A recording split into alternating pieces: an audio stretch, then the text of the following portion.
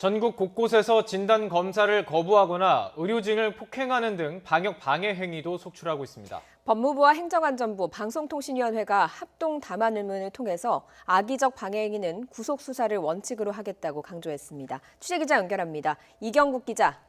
네, 사회부입니다. 네, 정부가 방역 활동 방해에 대한 강경 대응을 예고했는데 구체적으로 어떤 내용입니까? 네, 광복절 집회를 기점으로 코로나19가 빠르게 재확산하는 가운데 사랑제일교회 등을 중심으로 방역 지침을 거부하는 사례도 속출하자 정부가 직접 엄정 대응을 경고하고 나섰습니다. 이 관련 기관의 수장들이 조금 전 공동으로 대국민 담화문을 발표했는데요. 먼저 추미애 법무부 장관은 현재 2차 대유행 문턱에 이르렀는데도 국가의 방역 체계를 무력화시키는 행위가 빈번하게 일어나고 있다고 지적했습니다.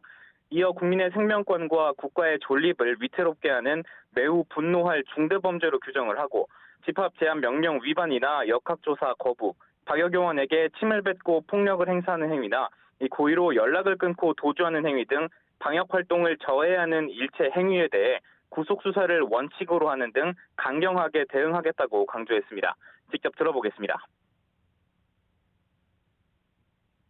임의 수사와 강제 수사 등 법이 허용하는 모든 수단을 총동원하여 엄정하게 조치하겠습니다.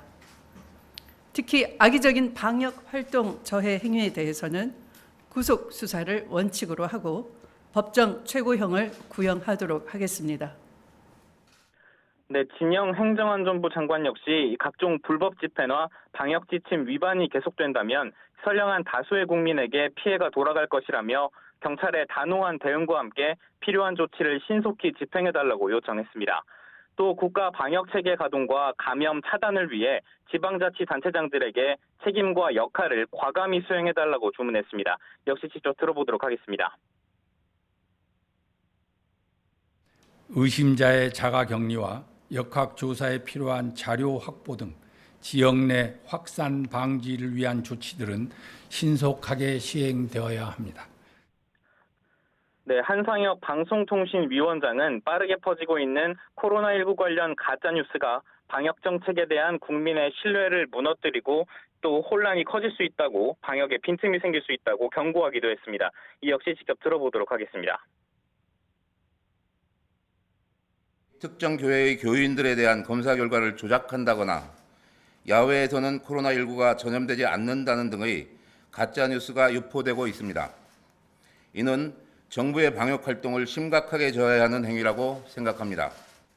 빠르고 쉽게 찾아볼 네, 한 위원장은 가짜뉴스 추적 체계를 강화하고 이를 신속히 차단해 뿌리 뽑겠다고 힘주어 말했습니다. 특히 가짜뉴스 생산뿐만 아니라 유포와 확산에 대해서도 엄정하게 책임을 묻겠다며 발견 즉시 관계기관에 신고해달라고 당부했습니다. 지금까지 사회부에서 전해드렸습니다.